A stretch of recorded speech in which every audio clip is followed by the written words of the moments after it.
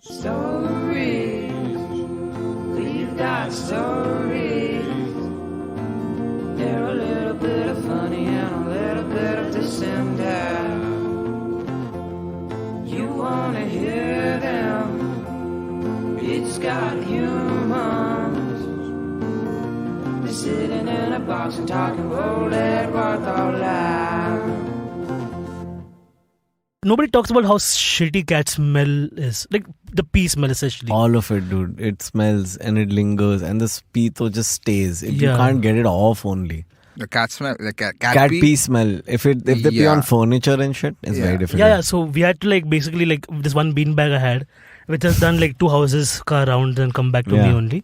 And it was a nice beanbag, decent. For 5 years it's been around. Yeah. But then out of vengeance, they would just pee on the bag if you were not home for one day or whatever. Yeah, went out for a trip. They would make a nice little pool in the middle. Yeah. And then one by one take a piss fucking. You know how they say the cum biscuit thing in the merchant navy thing? This was their version of that. You can pick up the beanbag and kind of balance splash it around. It's boogie nights up in this bitch. Yeah. And then basically we just cleaned all of it out. Used all the tissues we had in the house. Yeah. Wet wipes use kiya, sanitizer use kiya, odorizer use kiya, and this thing didn't go away. So then we put it out of the house. Yeah. Okay, one day we'll take it out for the main trash and throw it out. My neighbor is like, "Kya aapko chahiye?" I'm like, "Nahi chahiye, isme baas aa raha hai billi ka." He's like, "वो चलेगा, मेरे बच्चे को काम आएगा."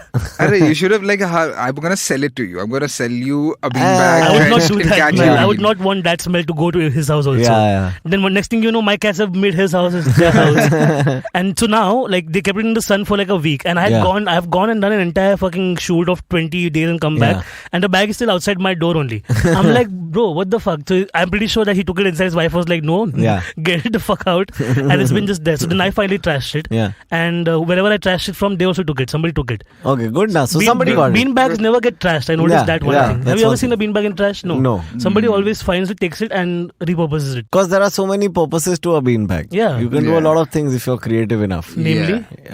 Namely, you can, in that Star Wars scene where he cuts the thing and lives inside it because it's cold. Yeah, the banter. Yeah, boom. Beanbag has a zipper. Not banter. It's not a banter. What was it called? Wait. It's that... those llama things. Bill Hader makes the noise. Yeah. Yeah.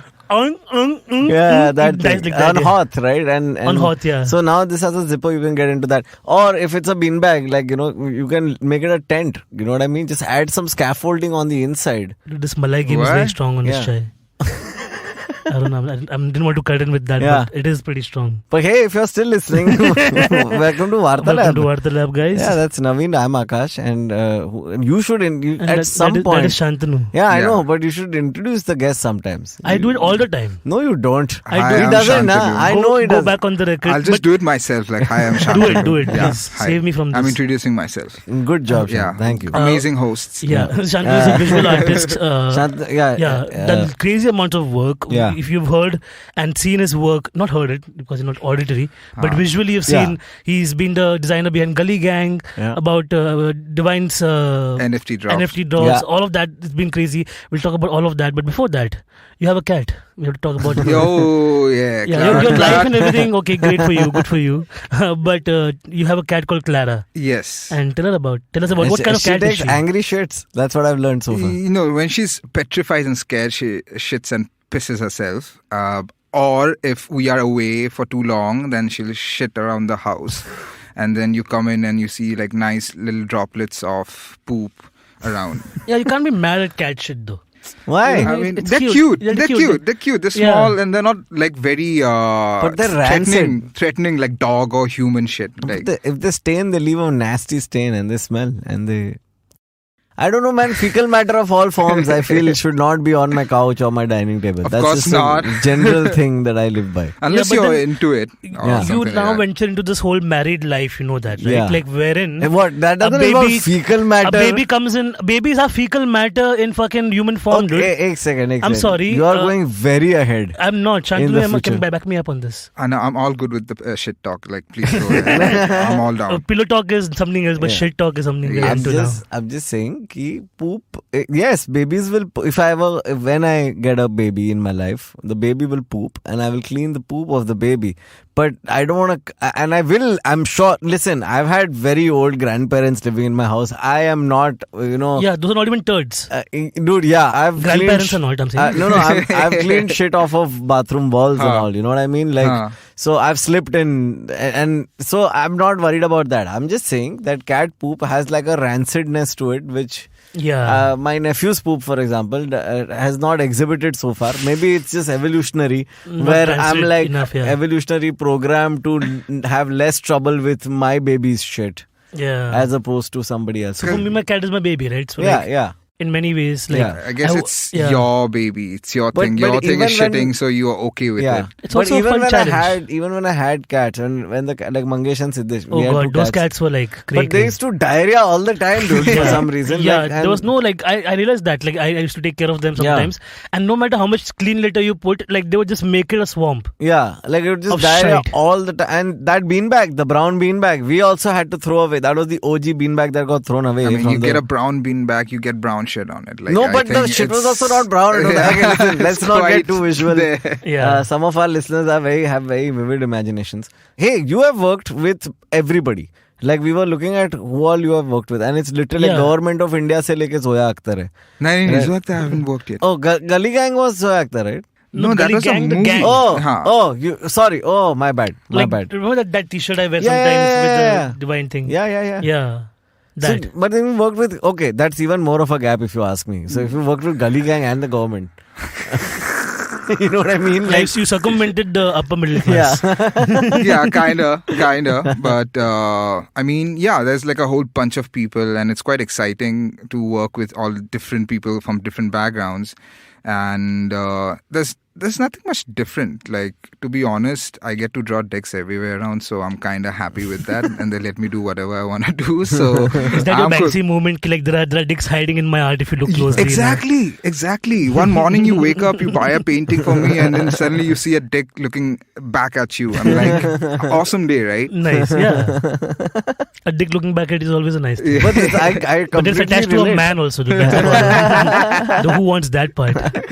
I completely relate though. I am very in love with dick jokes. So a lot of my stand-up career has been focused around trying to get dick jokes. Like, you know what I mean? Sick. I love a good dick joke. There's a joy to a great dick joke. Exactly. Yeah. Like everyone's talking about the pussy power and this, that. Nobody talks about how great dicks are. Like dick jokes. It's a good start. It's a murky territory we're entering right now. No, everybody shows their dick to everybody in this country at this point because of unnecessarily. But to appreciate a girthy dick or a small dick or a normal dick also. Like I remember I was in Kolkata recently and I hooked up with this guy and he made it very comfortable for me to be. You know what I'm saying? Like we ate, he got lunch. Did you get Chinese food? He got Tibetan food. I told him my cuisine type is mostly momo, tukpa, that kind of domain, you know, like the spicy potatoes. Spicy potatoes. Like there's no euphemism there. They have this little like yellow mustard potato which is like great. It's pickled and it's beautiful. Tibetan people, like so much good food came out of so much adversity, right? I put too much emphasis on the spicy potatoes. Now it's like I can't go beyond. Even the little potatoes, you are really... Yeah, and it's also risky to have spicy potatoes on your fingers when you're naked. I realize that now in hindsight. Wash your hands. But the fact was like, you know, we were just there. You know, it was not like, are you constantly erect or no for this purpose or whatever. It was not that. So I think dicks in all forms should be appreciated that's more fair. than anything else. In each state of its cycle. Yes. From I've said my piece. To like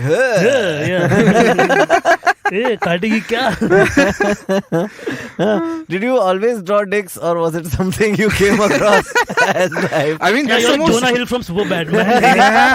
Sitting on the ground. Yeah, exactly. Like my dick hit her. I remember that tiffin box he had where he used to keep all his sketches of all the dicks. Those were some of the most inspiring dick drawings I've ever seen. Yeah, it's really and they actually hired an artist to just do that for Jonah Hill.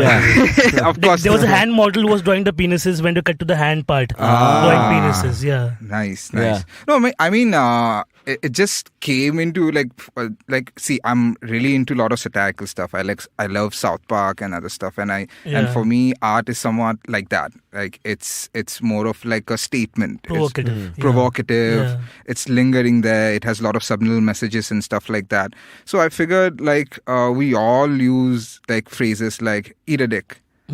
Like, so basically, if I'm making art, sometimes I'm trying to say that just go ahead and eat a dick. So I just got into it like the fun of it, because I was doing a lot of graffiti and vandalism back in the day. So I used to go out with a spray can or maybe a few markers and draw stuff around. And the fastest thing to draw and the easiest thing to draw is a dick. Like everyone can understand what a dick looks like. Yeah. So, like, even in house parties and all, I used to go look at my friends' places or the people that I usually don't like. And if they throw a dick of a party, I'd go draw dicks in places which they can't figure out. And imagine if you're sitting in your toilet, you woke up, you're hungover, and then you look straight and you see a giant dick on the wall. So I used to do those kind of stuff back in the day. Yeah. And especially if you pass out, then you're dead. Should draw dick on your face also, no? I've drawn I've fitted around 7-8 dicks in one guy's mouth or face. So I guess there you go. No, that sounds wrong. On the lips. Okay. On the lips. It just including kind of permeates on the lips and stuff like that. So I've done that quite a few times. Yeah. Boys love that shit, I've realized. I went to the Baroda with Dhaval once. We drove. And we went for an egg festival, like an avant-garde egg festival, which is like, but it was phenomenal, right? Okay. Like it was art plus eggs, plus Shashwat Bulusu was doing some music and I was doing some comedy, and we were doing a together thing. You know? It was great. But the guy we were staying with, Kaizad, shout out to Kaizad, good person, but drew dick on me when I fell asleep early. And I should have known when we played so much COD together that eventually, if one of us passed out, they would have a dick on them. And it fascinated me. I never wanted to draw a dick on someone. I used to get very terrified at the prospect of having a dick on my face. Because you were a victim. Yeah. No, fair, yeah. But even if you are the one drawing the dick, like, you know what I mean? Like, I've never drawn anything on somebody while they're asleep. Yeah. Never. Only when awake. What did you draw? Like, I was more like, "Arey, ops and bats khela kya tum log?" Oh, yeah, of course. Yeah, so we used to do a lot of the ops and bats. And then you beat somebody and then you draw it on their hand and be like, "Bitch, keep this on your hand or I'll beat you again." Even if you don't have jolly, then you have to do the hand thing. Yeah, hit them. I feel like when the person is awake, I can be a bully to them. But when were they're you asleep, a bully? No. I was quite the lame kid. Okay. We had gone to this mission camp, but with the church. A mission camp is essentially areas where they look for people to convert. Shit. Just to give it a context. I'm just kidding. But look, that's essentially it. Like there's a priest over there who's been working with like the Adivasis in Gujarat area for like years. Yeah. So like this is in Saputara. Yeah. How did I know? Because you're Gujarati. Boom. No, I went to Saputara once and this was a thing. Yeah. Correct. And they basically like give education and housing to the kids during the school years, and they get all of that from the nuns and the priests and everything. So it's like a give and take essentially.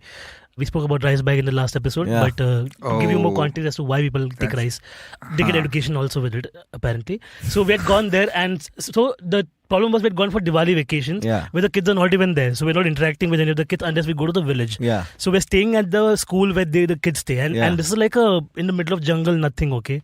So all of that is happening, ghost stories are happening. Some of us have got firecrackers, which we're letting loose like horizontally and all that. Yeah. All that shit is happening. At night, like there's a plan. Like some of us have gotten markers and toothpaste and extra just to fuck with people when they sleep. And everybody's sleeping in sleeping bags only, essentially. So like this couple of guys were like main targets because like, you know, they always are. There's one person in your group, and our group was Steven. Okay. And Steven knows this. Shout out to Steven. Steven was a victim of everything that usually happened with us. And that was like this is bad luck because he would fall asleep so fast. If you've gone on a camp time, like people are going to be like a little crazy. Yeah. Mm-hmm. You know? So like they put like toothpaste on this hand and then this hand, okay?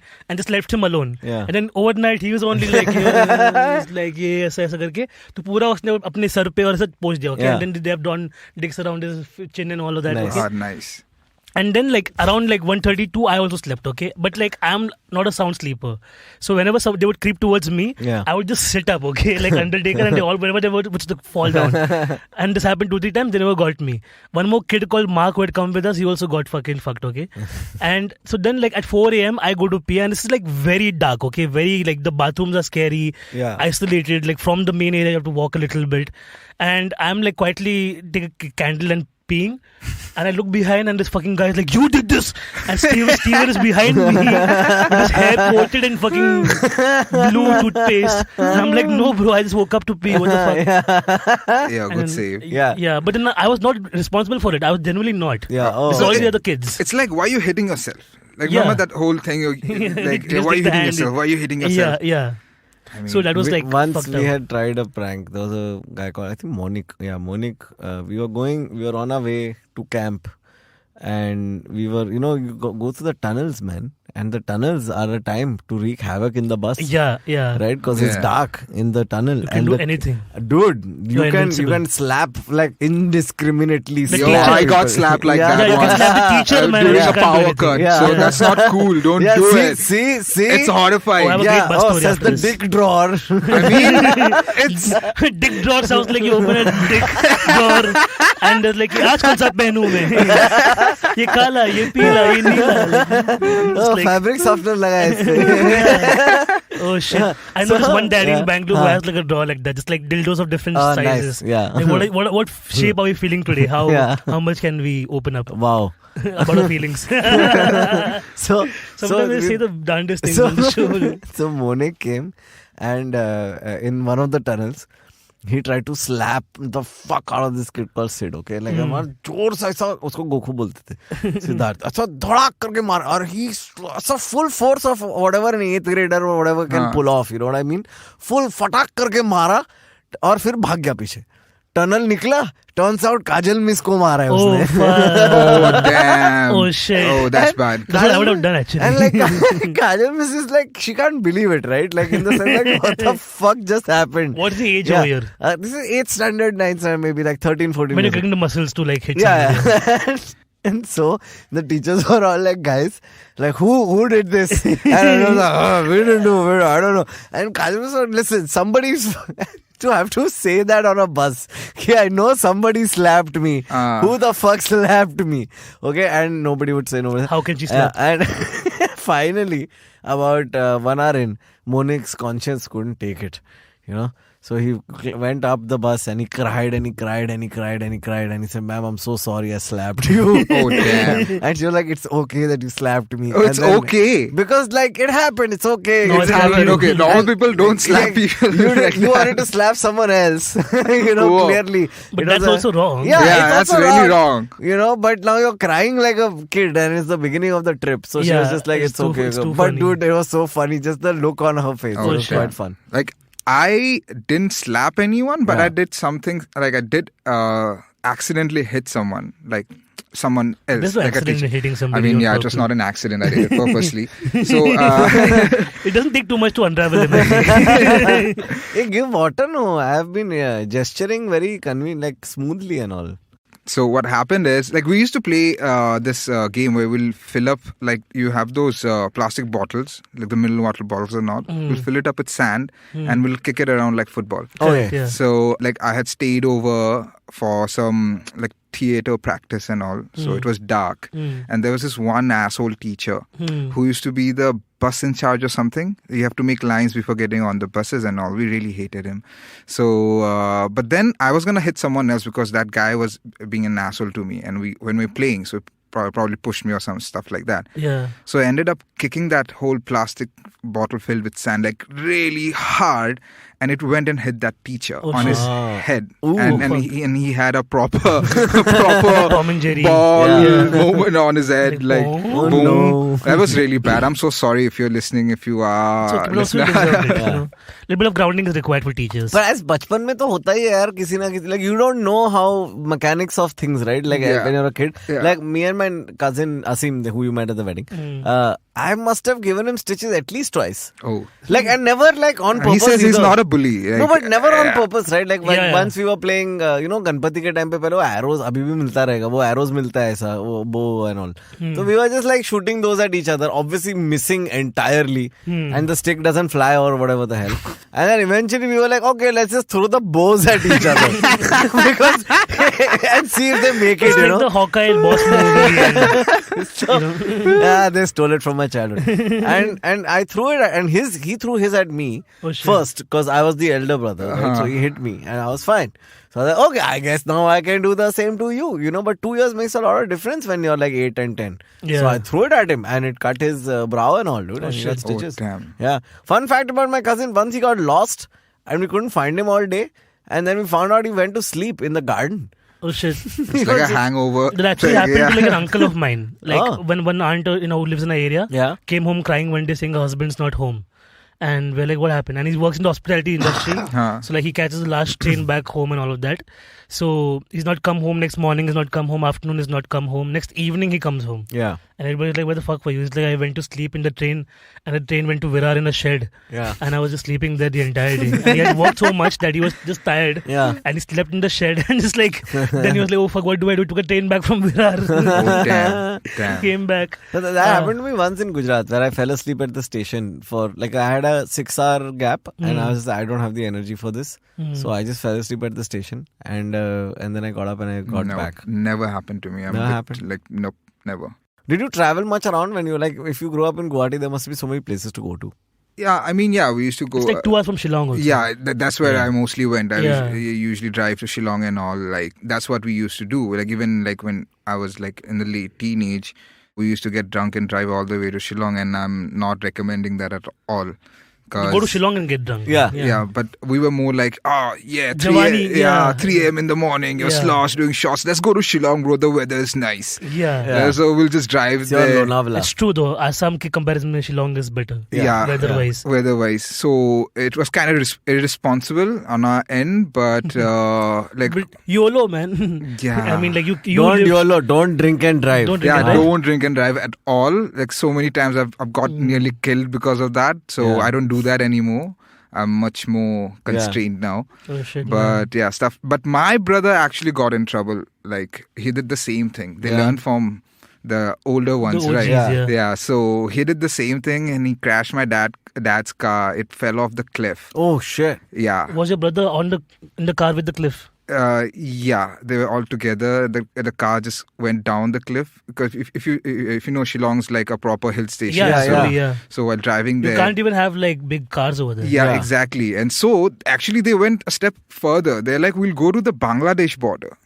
Like screw Shillong. Like we'll go even drive for. Let's see the weather in East Bengal. And they went all the way there, and they crashed near an army camp, a CRPF camp over there. Lovely. And they went all the way in, and nobody was hurt.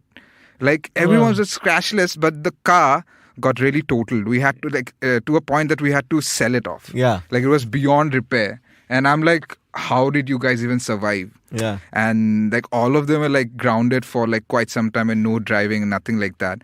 And I was furious. But I'm like, okay, I think I would have been there. It's one of those, like, if you watch a Lifetime movie, this is one of those things where like the main character doesn't drive because in the beginning of the story they totaled a car and their friends died, and then the end of the movie they have to drive a car again, and will they be able to achieve their love, all of that. It's really sad. Like so I have seen some of my friends actually like suffer from it. So it's really not a good thing to do. If you really care for your life, don't do this at all. Yeah, I think, but then the problem with being drunk is just that there's no faculties that tell you no. And then if you have a group of friends who are also alcoholic, it's just like the worst combo ever. Yeah, no, it's really bad. Like it's really, moderation is the key. Yeah. Ye karte na bhai, wo karte na. It becomes like a behavioral pattern. Yeah. Right? Like you want to get drunk, then you're drunk for longer. Then time that you would have spent sober doing other things, you're doing the same things but drunk. Yeah. You know what I mean? Exactly. Like why play board games sober when you can play them drunk? Yeah. And then it doesn't help. And then the worst part is then you're like, okay, how about things that we would never do drunk? Now that we're drunk all the time, we might as well do it. Yeah. I'm genetically not an alcoholic, so that's a good thing for me. Yeah. When I was younger, like we'd go to all these family parties, and my mamas and my father's family, not so much, my mom's friends or whatever, mom's brothers were friends. My mom's brothers would like fucking be like 1 whiskey, 2 whiskey, next.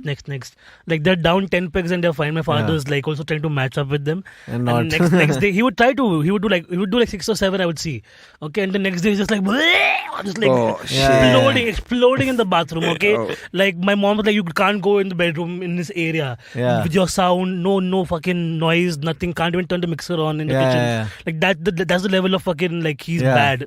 Okay, and I'm like, what a fucking oh man, but my mom said also a lot of alcoholism, so like it's always been a very touchy thing. Like when now that I'm back at my parents' house for a bit, like, and I have booze in the house, and like for the wedding I got gifted a lot of bottles of whiskey and this and that, and my mom is just freaking out, dude. Like my mom sat me down, she's like, listen, now you're getting married, so you better not drink all of these at once. And I was like, what made you think I would drink them all at once? Make like fucking Powerpuff Girl. Yeah, exactly. Chemical X. Chemical X out of alcohol. Awesome. So let's take a small break. At this point, when we come back, we'll be sober, and so will you be. What? So will you. So when we come back, we'll be sober. Yeah, we're sober now also. Yeah, but like in the matter of saying that we won't drink in the middle of the break. Oh, like that. We'll still be sober. They're already drunk. No, we're not drunk. Disappointed. I want to get drunk though. Let's do it. Yeah. See you.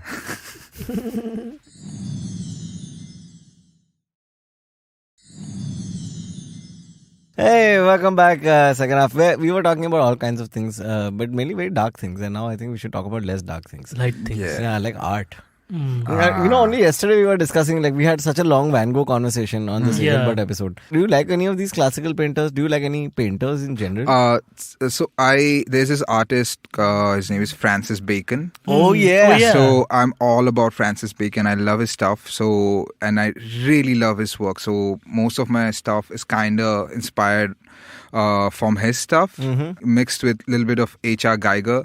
Oh, so the classic. He's an alien designer. Yeah, the alien designer. The designs on which the alien monster was based, and then he went on to do his own design. So I love that guy. Yeah, the Geiger paintings are insane, and he was doing stuff way before there was like digital art and stuff like that. He was doing a lot of erotic, mechanical, nightmare paintings, which are Did like. He also do a version of Blade Runner 2014, Blade Runner, but like didn't use his versions or something like that. I remember reading about this. If it's either Blade Runner or Star Wars, where his concepts were asked for but not utilized. Yeah, I mean, there's a similar story about this guy. Is another like director whose work I really like. His name is Alejandro Jodorowsky. Yeah. So Dune. The Dune basically. Yeah. So most of these artists that I actually like were kind of casted in his movie. Like H.R. Geiger was one of the evil guys. Yeah. Then even Dali was there. Dali was there. Then that movie never got to see the light of the day. Exactly. So most of the other movies like Star Wars and all, they took all of his concepts. Yeah. So like Lucas stole from everywhere, from Kurosawa's design, from the Seven Samurais. Yes. And like from Geiger, from like other like Dune, of course, like the entire Dune Sea, the whole concept of the sand monster, everything just like straight up copied. Straight up copy. If you read Dune or if you've seen the movie, it's like it's so much similar. It's like exactly the same thing. The forced language also. Yeah, exactly. But sometimes good art is aggregation. Right? Yeah, like it's like using all the best solutions already around and putting them. As Lucas himself said, it's poetry. It rhymes. I mean, like I really think that you can't create something new entirely without actually being influenced by anyone else. Like it happens with art all the time. Like how you create art is through your senses, right? Yeah. And there's so many of us. There's like billions of people doing doing this, that, whatnot, and they've already done it. Like, how do you stand out? Yeah. So it's kind of a difficult question, an age-old question, like how you are unique. Are you copying? Are you inspired of this and that, whatnot? Yeah. People get away saying that, okay, I'm inspired of this. But what I feel like is the skills. How you're incorporating some other inspirations with the amount of skills that you have. Absolutely, like I think the skills should be the one which is defining, not the inspiration point. Like that's what I really believe in when it comes to stuff like this. Yeah. But I feel like whenever I make a new friend, or if I'm on a long drive with a friend, or if sometimes you're just like chilling with a friend and you're giving them all the stuff that you love, like from the course of your life, you know what I mean? Yeah. Like this was the song I used to love in 8th standard. This is the videos that I used to watch when YouTube happened. All of that jazz. And sitting, like I suddenly take a step back and I'm like, fuck, if anybody saw all of these things together, they would get like where everything I make comes from. Whether it's my podcast or my music or my stand-up or whatever. Like it's all, the blueprint is all there. You know what I mean? And that you're just like the crystal focusing all the random light into like one beam. True. That's really the contribution, right? And each crystal is unique in that sense. That's what it is. It's not all of those things. It's all of those things, but interpreted at this point in time by this person in this world. Like the context is what you bring to it. Yeah. So you're like a catalyst or a conduit. Yeah, basically. essentially. Yeah. Like so many artists, their purpose was just to like exist so others could be better after you. Yeah. And then your contribution has just been that like somebody somewhere will say, yo, this person inspired me because of which I have got all this fame. Yeah. It always happens, right? So many times Absolutely. it's and it's sad, but also it's important. No, but I think it's not sad because it's like the human race is like this one big collective thing, right? Like and it grows. It's like an amoeba growing in different directions. Exactly. So like scientists, like some scientists just collected data their entire life. Yeah. You know, and somebody else made the discovery based on the data, but the data was just as important. You just keep on tweaking. Yeah. I guess. Yeah.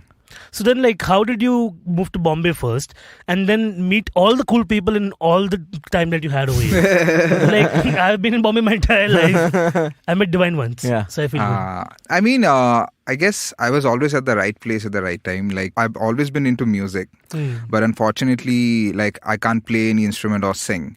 So, like, as a kid, I would be like, okay, I want to be in a band, then I'll be famous and I'll get all the chicks and all stuff like that. But unfortunately, my brother turned out to be a good musician and I had to, like, find other stuff. Did he want to become the artist, the brother? No, he always wanted to be a musician. Is he in a band right now? No, he's not. He's actually a guitarist. He just finished his masters in music. He's in Australia right now. Oh, wow. So he's like a proper practitioner of music. Right. Like he has finished his whole like grades, classical, everything. Yeah, we have to give exams and all. Huh? Yeah. Like, I already finished studying college and now I have to give studies for this also. Shit. Like, I don't dropped out of college. Like screw Nice. that. Like Nice. I do. It's a haze for me. So there'll always like be like at your house, you're the runt, yeah. so to say. Yeah, I was the depressed runt, basically. Like, suicidal, depressed runt. Then. Hey, so are we. Hey, This whole podcast has been collection of all the runts, like rescue animals in uniforms. Welcome to our weekly meeting. So yeah. Runts Anonymous. So what happened is I used to sketch a lot, like as a kid, and I figured out I really love comic books and Dragon Ball Z pencil boxes. Before Dragon Ball Z was introduced or was on Toonami, so I used to collect those boxes. Yeah. And being in Assam, we used to get a lot of counterfeits of Dragon Ball Z stuff. So I used to collect them. Like Drogon Bill Zoo or something like that. Yeah, all different iterations of like Goku and Piccolo and all of these guys. Colors are changing. Goki, And I'm like, what's up with these guys? Like, sometimes they have black hair. Sometimes they have golden hair. I was very intrigued by it. And for me, art or comic book was defined by like maybe DC or like Raj Comics. Remember Raj Comics with Nagraj and all? Nagraj, Doga, Doga, the Batman of India. Yeah, Doga is a classic. So I like for me, introduction to anime opened up a whole new world of a different style, a visual language. So I used to copy that a lot, and I used to sell them to my other friends. So that's how I got more money for chips and snacks and more comic books. So I used to just keep buying more comic books. I used to go to the second-hand store where they sell hand-me-downs, and I used to collect those. And lot of adult comic books are also there, and I was left unsupervised. So I got exposed to a lot of sexual and violent stuff. Comic books, adult mainly. graphic stuff. Adult graphic stuff. Nice. And that's always a good way to start. Yeah. So that's when I started drawing more. Dicks, now I see the inspiration. Tap the source. Unsupervised in Assam. This podcast is actually a introspective journey. Into your life. Investigation. Definitely, and then what happened, I started drawing stuff for my friends and all. And as I grew older. Like on Farmaish, some penis. With the artistic best friend, you get the most hardest one. So then fast forward to my teenage days, I'm really in a lot of heavy metal music. And back in Guwahati, there's like tons of bands, heavy metal bands, good scene happening. All my friends were musicians, and I always tried to fit in. Like I always wanted to be part of the band, like, and I want to go in like, oh, I'm with the band, basically that flexing that stuff. So I'm a groupie. Fortunately, there were no all-girl bands back then. Oh, Otherwise, I would happily What's be stopping in a you? Then what happened is I started sketching and drawing. So word got out that I used to draw and all. So I started working with musicians, all my friends basically, and I'd do it for like $200-300 or few beers or free entry. And everybody wants like, how do we make our logo look like Slayer somehow? Metallica Slayer format में मुझे कुछ चाहिए. Reference सबका same है. In my situation, it's mostly like more hardcore bands like Decapitated or like Cannibal Corpse. So they were very graphic in nature, and I used to copy those a lot. So I started making album artworks for the local bands and all, and I started working with them. And then I just fitted well with the whole music industry. And then I enjoy the whole vibe. I enjoy everything about this whole... So now, given that there are more than one musicians, like the groups are more than one, would you imbibe your own style into the designs, or would you match it to their personalities more to make it more standout-ish? Okay, that's a whole brief standpoint, like how they'll... And see, they were broke as fuck. So they're like, तू बना दे यार. बना दे यार, कुछ भी बना दे, कुछ भी बना दे, cover बना दे, ये बना दे. So I never like, that question never came in the conversation. So I started, but I made sure that their music is represented well visually. Because that's what I wanted to deliver, and that's like client servicing. Right there. So... Every level there is. All your life, man. But has it become like that, become a thing now? Because now you're definitely working with bigger names, and there's like... Yeah, definitely there is. But the thing is, because of the fact that I have a unique visual style, I have my own history and my own years in the industry and practicing my art form, they mostly give me the freedom. So I just incorporate the music, that's it, the lyrics, and I execute it in my own way. I have that freedom because I've worked enough to stand out. How many way. people talk about like how important art is to music also, like the visual representation of what you know, right? Because like if you look at any of the 90s CDs, like the most distinct thing about that CD was that booklet you got. Yes, exactly. Which was designed specifically for that album, for that CD. Like you know, Linkin Park's Meteora got delayed because they couldn't finish the liner notes in time. Linkin Park, I love Linkin Park. Such I grew up great, listening to it. Yes, it was perfect. Dude, Mike Shinoda is like the perfect mix, dude. Like he can rap, he plays piano, and he does visual stuff. He's an art school grad. So it's quite amazing. Linkin Park, I think, is one of my biggest influences growing up. So I'm all about Linkin Park and all these other metal bands and all. And so I started working like that, and then what happened? I got associated with Red Bull. So you won that championship. So I was the Red Bull World Doodle Art Champion in 2014. So what happened is that opened up a lot of gateways for me. So when I started give working, you wings. Literally gave you wings, like the bat wings. Just want to make everything dark. I was like, it gives you wings like a nice angel. You're like, bat wings. Yeah, exactly. Fut. I'm all dressed in black. What do you think? Bat wings are like, they're such cute creatures. Like, you know, like I always look at my black cat and bat faces. They look very cute. Then there's that fucking like heart face. But then some bats are very ugly also. Like bats are normally like Robert Pattinson. I really hated that Batman with I really liked the new one. I liked the movie, but the Batman choice could have been better. Exactly. He felt even the like Catwoman I didn't like, to be honest. Who was the Catwoman? Zoe Kravitz. No idea. Really? She's Lenny Kravitz's daughter. Good for her, man. She's why should I remember? She's Jason Momoa's stepdaughter. Okay. Because terrible acting. Lenny Bruce's wife. Lenny Kravitz's former wife is now married to Jason Momoa. Okay. So that way she's good. And they're all friends. They're all friends. They hang out. I'm pretty together. sure these Hollywood people have like their own orgies going on. Yeah.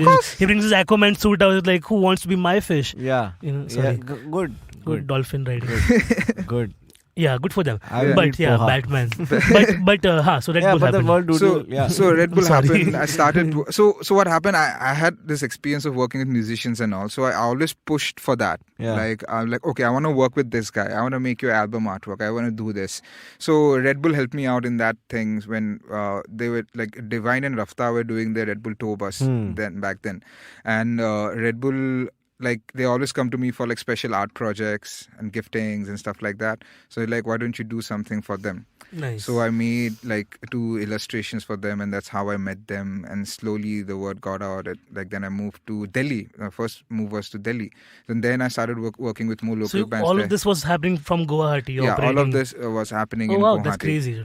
So nice. I think like so much like just to think, because we know like a lot of visual artist friends in Bombay like struggling. Okay, they're making like thumbnails for people, like making some like and I'm saying like how grateful some people should be in the right time. Like as you said, like the right time happened, right thing happened to you, because like some people in Bombay are struggling for years, but you did that from Guwahati and then you made your move. That's a smart way. I mean, I always thought of my myself and my art to be a brand. So I made sure that whatever projects that I do, it's marketed well. Yeah. Because you have to think like that. Like I am an industry right now because I hire more people under me. I have my assistant, I have my other graphic designers, I have a bunch of people to shoot stuff. Yeah. So you have to think like that. You can't be like an artist sitting there, okay, I'll paint and people will come and appreciate it. Yeah. You have to go out and scream it out loud. Like I do that. We were talking about him. Yeah. Marketing kiya nahi barabar se laude ne mar gaya sala. Depression sala. So this got out. Then I started hanging out with them. I like to hang out with people. I like to listen to their music. I go out. I am always out there. So that's how I got to meet most of the other people. And it's a genuine, it's not like work, give and take. It's a genuine like culture building, community building process that goes in. Like I'm part of this. Like how will I make it better? Yeah. Your work is very cohesive. Yeah. That's what I like about it. You're part of the zeitgeist. Yeah. You know what I mean? Because like, you know, if you look at like the art design of like the graffiti even back in the day when the Harlem culture happened, right? Yeah. There was a fantastic skater culture or like there's a ball culture, whatever. Yeah. The art is what like is still reminiscent about that era in time. Exactly. Yeah. And if there's nobody to capture it, we talk about the visual capturing of like either on film or on video or camera or whatever, but like that standout element of it is the fact that somebody took the time out to make that distinct look for that era, which will never come back. Exactly. And you'll always know how it harkens back, you know? Yeah. It's very important how you actually mold that whole era, because each artist has the potential to start a movement. Yeah. Like we all talk about different art movements, but it all started with one person doing what they do and they create a whole new niche around it. Yeah. So I feel like that's the whole standpoint where I'm coming from. I want to be part of a movement or start a movement and then, be a distinct style in this whole field. And then people can immediately recognize an illustration or a painting, it's done by Santanu. So that's the whole idea behind building this whole identity. Like me being a visual artist, if I can't build my own identity, then what kind of visual artist am I? Yeah, absolutely. So that was happening. And then I was always inspired by the lifestyle also at the same time. I'm like, if you look at the West, like visual artists like even Takeshi Murakami or Cause or all of these artists, they are celebrated at a very grander scale, as same as any other actor or a musician. Yeah. So why can't we do the same thing with the artists in India? Yeah. Correct. So I wanted to do that. I wanted to be celebrated the same way because we put in the equal amount of work, effort, research, and it's painstaking. The amount of projects that get cancelled, the amount of work that has to be... Yeah, you have to make like a deck for this idiot. Ek color maja nahi aaya. Yeah, it's a hard struggle. So people should appreciate it. That's how you'll build a community. That's how you'll have more artists coming up doing unique stuff. Getting inspired of not just the art, but also the lifestyle. Yeah. So I think that's the whole idea, and that's how I got into this. And I'm like, no, I want to work with rappers. I want to work with sneaker brands. I want to do things differently. I just don't want to paint a canvas, put it out there, or make printouts and sell it in like events and stuff. No, I want to capitalize on this. So that was the whole focus. That was the whole mindset, and I just got into it really headstrong. That's great, awesome. And you're inspiring like a whole next generation of artists to do the same thing. I mean, that's the whole point. I mean, that's the biggest achievement as an artist, is to the ability to inspire other people. Like back home, whenever my folks asked me when I was doing engineering, like, you want to be an artist? Like, what's the whole point? Like, none of you'll be broke, or people here consider artists to be next to homeless. Yeah. Right. So, and to be fair, the artists who have come before us have not set a good precedent didn't in general. But they've never, exactly. The opportunities were different also, but like now it's time to prove them wrong. Yeah, but across the board, right? Like actors, writers, Bollywood, all of it. It's like always this story of, what's the word for it? Like you consume and you go crazy on the power and the drugs and the alcohol and you lose everything. And it's always like this story, the same fucking story. And they assume that's what's going to happen to you. Yeah, I mean... Ash. Yeah. So I never had an answer because there was no one for my community to actually be there to actually pave the way, and I couldn't answer back. Like I couldn't say, okay, this guy did it, so I can do it. I the simple answer I didn't have. Yeah. So I thought I should be that answer for anyone else from my place, maybe in a small town, in a village where they're doing this, they're making art, and whenever their folks or their community ask them the same question, they can say, this guy did it. Santanu Hazarika went out and did something. Absolutely, So I want that to happen, and that it goes a long way. It goes a really long way. Democratize art also. Like it's not held up in the fancy parts of Bombay, Delhi or like Bangalore. Yeah. It's all over the country, and you just have to like have avenues. If you look at Annie Hazarika, who's also you might know her. Yeah, she's a friend of mine. Yeah. So Annie worked with me for a really long time on stuff. Oh, nice. And, similar, like came out. You know how I hired Annie? Annie was on a Zoom show. Okay. With her boyfriend, they had come to watch, and she was doodling in the middle of the show. And then she tagged me in the doodle, and I was like, "Holy fuck, what great art!" And then we worked together for like almost 2 years. Nice. She's a friend of mine. I know her.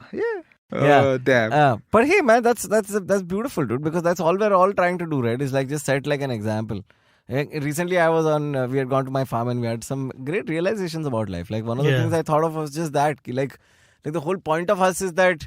We are like 29, 35 tak is your prime, right, in life, and then you're just gonna get weaker every day, right? Like your mind might evolve, but like your physical form will go away, and then your whole job is to nourish the next generation, right? Because the next generation is just gonna feed off of your work, feed off of your efforts, feed off of your example, or just maybe like literally like do things to facilitate new art. That's like the role that you have to take at some point. Yeah, exactly. That's why we exist. We are just the fertilizer for the next generation of minds. Oh, nice. I mean, when we literally die and they bury us, then we literally fertilizer. They'll bury you. Yeah. They won't bury me. That'll be a really good album cover. I want to be burnt though. Huh? So like not like dead burnt. I want to be alive burnt. What?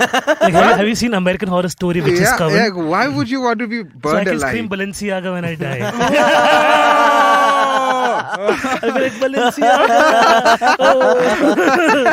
Alright, on that note, we should end this episode of Varta Lab. Thank you so much for joining us, guys. Thank you so much, Santanu. Follow us on the things. Okay, follow us. Otherwise, follow them. Please follow them. And him also. Look at him. He's famous. No, I'm not. Not yet, he isn't. But once you follow him, but he knows everybody who's famous. Yeah. So that's what. And thank you so much again for joining. Thank you so much. I hope you had a good experience on this podcast. Yes, loved it. We got to know very little about you, but that's what's important. But I think we got an idea of what motivates. That's what she said. But then it's fine. It works. Oh, should we end with that's what she said? Exactly. Let me do it on something more shameless. Please come watch me live. I'm on tour right now all over the country. Tickets are on Book My Show. Okay, Varta Lab.